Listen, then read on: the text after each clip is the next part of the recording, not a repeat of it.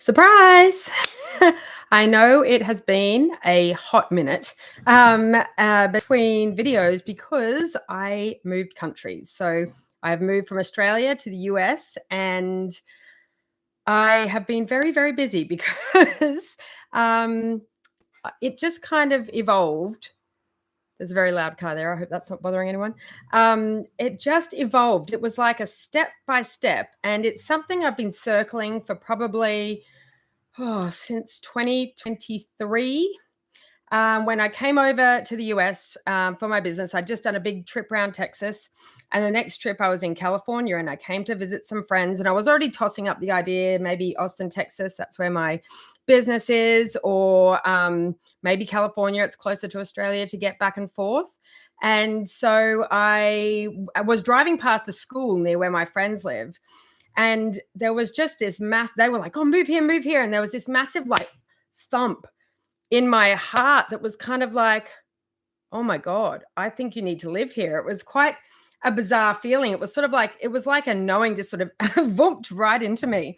And I was like, oh, I looked at the rentals and stuff, and it's a really nice neighborhood. So the rentals were super high, but this high school that I saw, and it had the big football pitch and the fancy track and field and the big baseball and the bleachers and all those things that you, well, in Australia we see on the movies, but it was just, I was like, oh, and that was sort of like the spark of maybe this could be it. Maybe this is the place. And so I just let it settle and sit a bit. I did have my ears, so one ear pricked up, and I was like, like a maybe. And so that was 2023. So then I sort of floated the idea with the kids. I brought them over here, maybe the end of 2023. I brought them over, and then we just hung out for 2 weeks. We went to like the local grocery store. We got petrol or fuel. We went to the basketball courts. We found the local burger joint, the pizza place, all of that just to see, would they like to live here if they could see it? Anyway, by the end of the trip, everyone had said, the girls were both yes, yes, yes. And then my son was a little bit like, not sure. And by the end, he goes, maybe I could. So so that was then and then 2024 happened, and certain things sort of in personal life, kids weren't loving school, etc. So long story short, we sort of started going gung-ho with the goal to move here. So it was like big up on the vision board. We're moving here in 2025. We're moving here. Anyway, I was working with my friend ChatGPT, and I didn't realize that I actually qualified for a visa as easily as I did, because I'd been working here for a few years in a row when my business was set up, and I'd been doing PR and marketing and lots of like Oscars and the Emmys and gift bags and sponsoring events. I actually qualified. So long story short, okay, we thought I'll just put in the visa application. We used a great immigration lawyer, and we'll put in the visa application and we'll just see what happens. Anyway, it happened that we got the visa. And so that was in July, I think, of this year. And I was still like, okay, we're moving there. We're moving. We've got the visa, but no dates, no plan, no anything like that. And then fast forward a little bit longer, and my ex-husband, so the kid's dad, he got the place he just moved into, they sold it, so he couldn't rent it anymore. So he needed a house to live in, and he had a date that he had to be out by, which at first I was like, oh my God, that's a lot of pressure. Then he'd actually fumbled the date. I think it was like 2 weeks or something, which was actually just insane. He fumbled the date, and it was actually, I think, about 6 weeks later. And I was like, okay. We had the interview in between that. Anyway, long story short, I was like, okay. One morning I just sat there and said, okay, you've got to make the jump. You've just got to make the decision. You can go and live with your mum and dad for a bit. Let him have the house. So I said, okay, we'll move out. And I actually had a trip to the US for the Amy's VIP gifting lounge in LA. And I think that trip was a total of 4 days because I had to fly back for the visa appointment. So before I left, I'd said, yes, you can have the house. I came to America, flew back, did the visa appointment. We got it, which was amazing. And then turned around and then packed up a house I'd lived in for 8 years in 2 weeks. So that nearly broke me. And I had no idea what was going to happen next. I I was just like, right, we just get out of the house. So that was step one.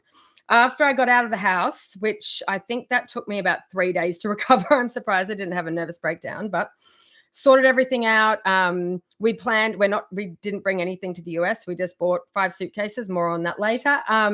And so then I was just at mum and dad's, and I had some friends that were flying over here, and they said, oh, we're going to go on the 18th of October. Do you want to come with us? And we don't have any luggage, so we can take some bags over for you. And I was like, okay, that's in like, I think it was in like 2 weeks or 10 days or something. And I was like, okay, I did the first big, the first big thing, like moving out of a house you've lived in for 8 years is quite difficult when you're not moving it anywhere. Very difficult, in fact. And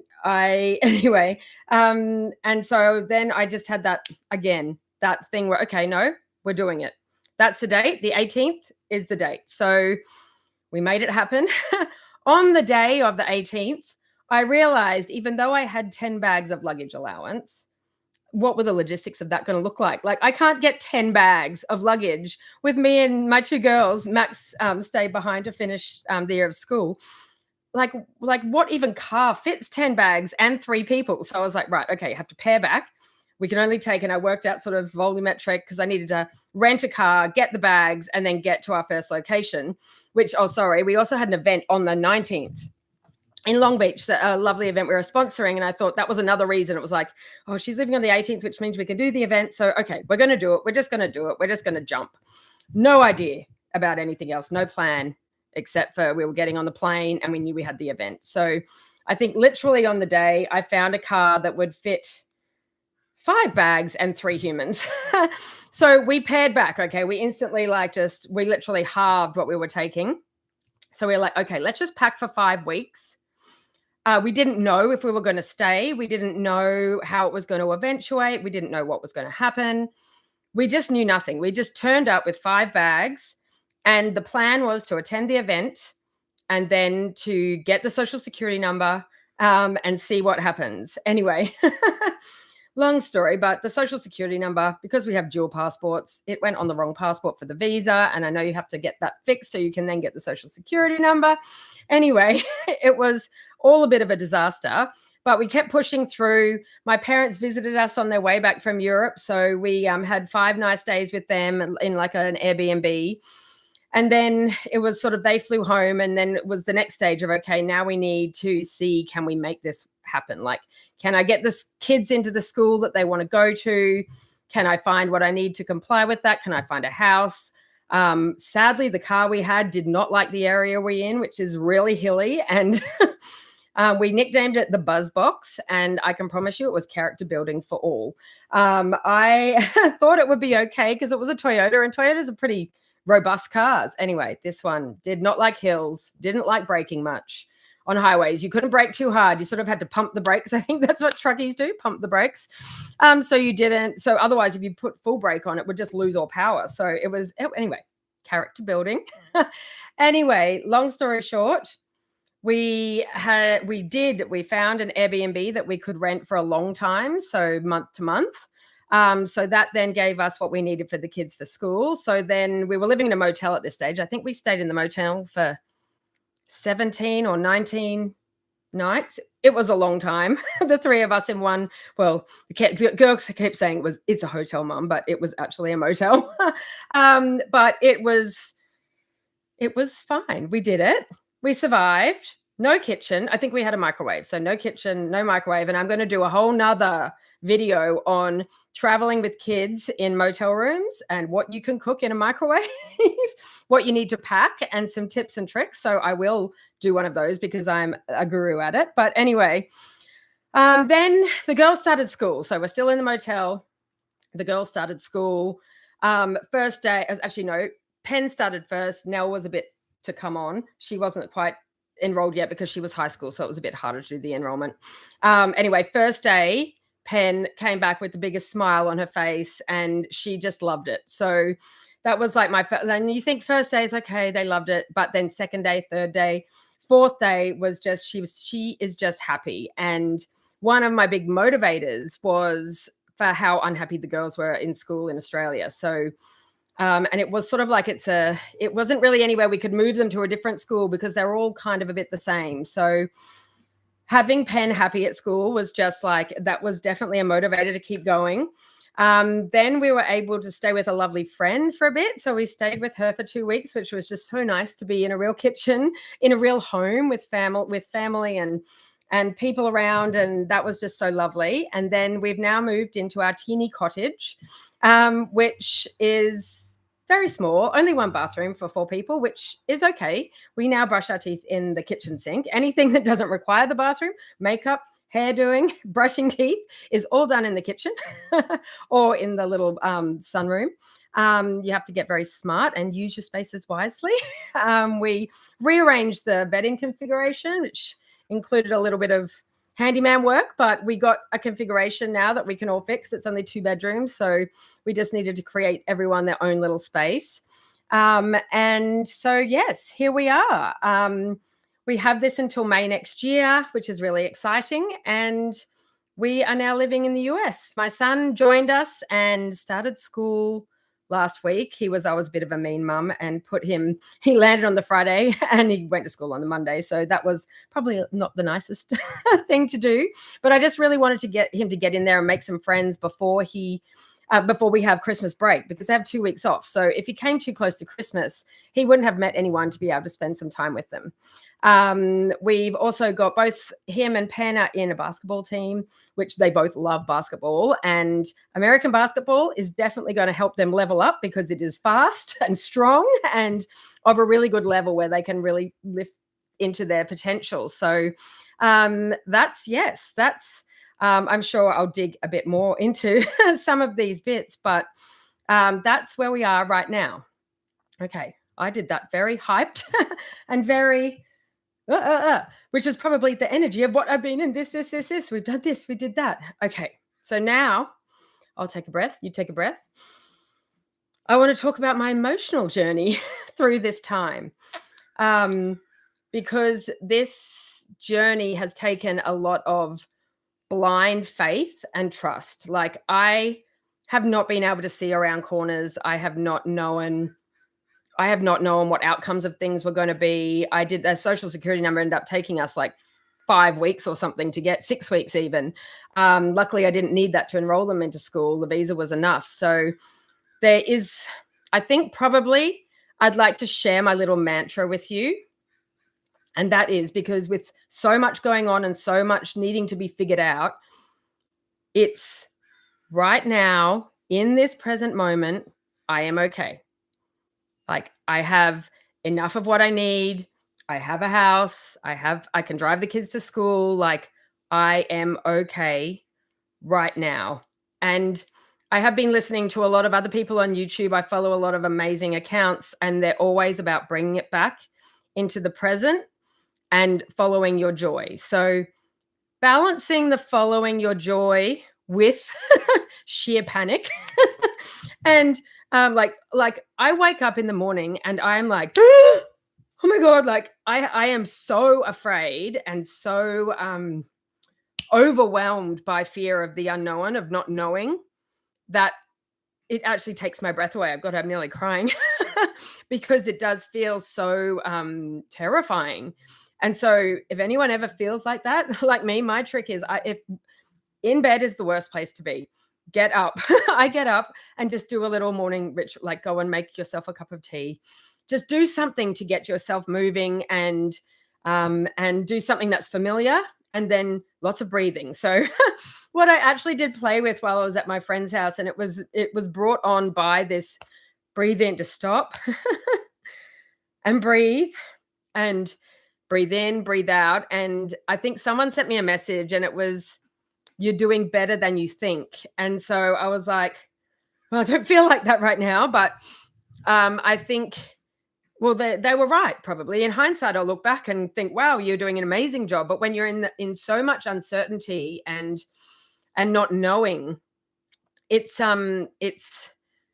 really hard to think that you're doing well, I think would be the point. So I started co-creating. My great friend Anna had been playing around with doing some jingles, like some songs for her business, just to get along, sort of like just to, gets catchy in your head. So I thought I'm going to have a little play around with it too. So I wrote the lyrics that I wanted. So it's Suno, the AI music generator. I wrote the lyrics that I really wanted to get in, and so it's called "Hey You Stop." So it's sort of like I want to like, "Hey you stop," like just stop where you are right now and breathe, and then yes, you're doing better than you think. Believe, and then it just goes on, and if a stranger on the internet told you, then it must be true. Breathe in, breathe out. Anyway, they brought me joy. So finding little pockets when you're in this uncertainty, and I haven't come on here to share this. Probably I haven't been in an emotional state that I was able to come on here and share this, because this is probably the first day in, I think it's nearly 7 weeks, where I've actually felt a little bit settled, a little bit like, okay, now I can create. The music was fantastic to create. I love that. And I'm going to be doing more of that. And I know it is AI, and I know lots of people have objections to that. But for me, I can't create little jingles or little songs. I want these to get stuck in your head. I don't have the ability to deliver that. And I really feel like music brings me so much joy. I can't create it myself. So I am going to be using AI to create music, because I want songs to get stuck in your head that are telling you that you are doing amazing, that are telling you that you're doing better than you think, that are reminding you just to stop and breathe in and breathe out. And lately, if I've had a really big, like I've had some big knocks, there's been lots of tears, there's been lots of hugs, there were some big knocks along the way. And my coping mechanism was to pace around the house and just say, just breathe, just breathe, just breathe, just breathe, just breathe. So I use breathing as a way to push myself through when you just like a real kick in the gut, or something you weren't expecting, or something you thought was going to go another way and it didn't. You can do what I do and pace around the house and just just breathe in a very frantic sort of, but it does eventually calm you down. So I will be creating more songs, because if anyone finds a song and it can stick in their head and tell them that you're doing an amazing job and you're doing better than you think, and just to breathe in and breathe out. And I think my little mantra of right now, I am okay. Like, there is still so much in the future that I have no idea how I'm going to sort out. Like there is big, there is big things I need to figure out, and I do not have any clue. I actually have no clue. All we have is right now. And right now I'm talking to you. I have a computer to talk to you. I have a house to talk to you into. I have food in the fridge. I have a car that can pick the kids up. Like right now, I am okay. I know I have these commitments and things that are in the future, but if we stay in the future too much, it's only going to make it worse. So just the mantra right now, in this present moment, which is all we ever actually have, is literally right now. And you can never second guess. You can never second guess any of your decisions. And now in hindsight, now both the girls are just absolutely so happy in school. They have made such nice friends. For them, it has been a complete game changer. Like I knew, I had a gut feeling, like I really thought it might be, but they can go wrong sometimes too. You know what I mean? The push was for me, just get them here, just get them over here. And both of them had said to me in the last few days, we're not going back. We can't go back. No, they're like, no way. We are staying here. We love it so much. And after you've had children that have been so unhappy for so long, I'm gonna cry again. Like so unhappy. To have them so happy and loving their life is just, see, hindsight, I didn't know the outcome could be this good. So sorry for blubbering, but I didn't know it was actually going to be this good for them. And I'm just so happy that I just jumped and had no idea about anything. Like literally, when we hopped on the plane, I think I found a car I could, like a private rental, because the the insurances over here absolutely kill you through rental companies. So I did a private rental, and we literally booked 2 nights. stayed in a Motel 6, and the car was old, and we were jammed in like sardines with our 5 suitcases. And the Motel 6 smelt like cigarettes and bleach. And was right on the highway, so not in the nicest area, but we'd chosen it because it was close to the event the next day. And like that was that, and I think I even booked that at the airport. Like that was our plan. That was the plan. The plan was we have no idea. And then I just slowly let it unfold. And I knew I had to leave when I did. I just knew if I didn't leave then, that everything would fall away. It was one of those instinctive, I just have to go. I didn't know. We had the potential. We could have come back. I didn't know what would happen. I didn't know. I just didn't know. We also, obviously, when you're moving to another country and you're self-funded, you've got finite resources. So you have to do, everything has to be done on the on the cheapest thing possible, because you don't know, are you going to need enough first month, last month of rent? Are you going to need, like, we're going from AUD to USD, like all of these things are just so, like, you don't know. So you've got to be really mindful at the beginning until you know what the cards are. So anyway, that's it. This is a story about jumping into the unknown when your gut tells you it's right to. So like I did it, like I sat with these decisions. I didn't just flick. They did take a while because they were big decisions. And I do, I will admit this. I have a spiritual guide. I'm very spiritual. And he shows himself to me when he talks to me as Spike from Notting Hill. So he's pretty funny. And it's like, I'm not sure if you remember the end of Notting Hill where he's like, oh, sod of dog, I've made the wrong decision. And Spike just sits there with his arms crossed and goes, mm-hmm. Well, Spike does this to me a lot. Mm-hmm. It's sort of like, I've got to go, don't I? He's like, mm-hmm. Now I've got the sun on my face. He's like, yeah, mm-hmm. And anyway, so he's very funny. And so I did have my guides, and obviously I have a lot of angels around me. I have a lot of the spirit realm, I think, ancestors, angels, everyone, elementals, everyone, all the galactic race, the whole universe is behind this move, because I truly think they needed me to be here in California now. I think I needed to be here now. I think there's a lot of cosmic stuff happening at the moment. 3i Atlas, my favorite subject, which I won't bang on about in this video, but I think it's so fascinating, and it comes closest to Earth on the 19th of December. And we've had so much since we landed here, and we landed just in time. I think there was a series of full moons or new moons or something big. Oh, and then 3i Atlas went past Mars, and there was just a string of events since we've been here. And I really believe energetically I'm supposed to be in California for this next wave that's coming through, that's going to up level all our like hearts, basically. And you know how much I love hearts. Everything from your heart. So I've in hindsight now, and seeing how everything's happening, I feel like this is where I'm energetically supposed to be here in this location, because there was sort of too many pushes. It was like the house, having to get out of the house.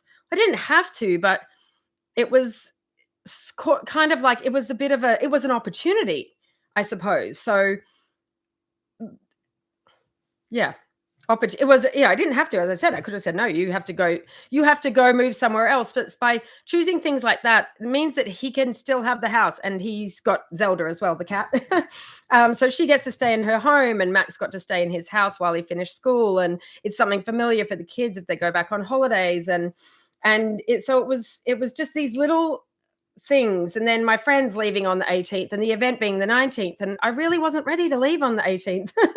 But I thought, here's an opportunity. You've got someone that can help you, and you've got an event that you were sponsoring already that you can show up to. And I actually conducted my first live meditation, which I have never done before. And I had to get my daughter in the back row of the event holding up the minute counters.